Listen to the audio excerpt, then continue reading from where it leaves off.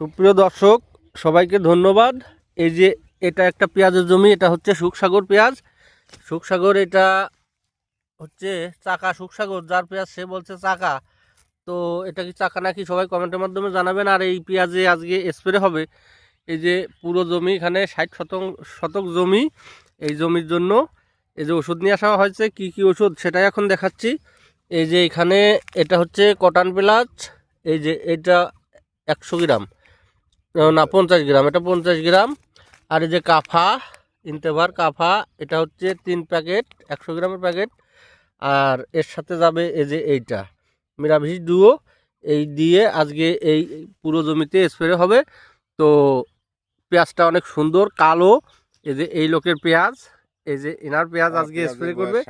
পেঁয়াজের বয়স হচ্ছে 60 দিন। তো পেঁয়াজ কি কেমন হয়েছে? পেঁয়াজ তো দেখে মনে হচ্ছে ভালোই হবে, না অনেক সুন্দর পেঁয়াজ হয়েছে। তো এই হচ্ছে রেজাল্ট। আজকে স্প্রে করার কেমন রেজাল্ট হয় সেটা আবার 5 থেকে 6 দিন পরে আবার দেখাবো। সবাইকে ধন্যবাদ।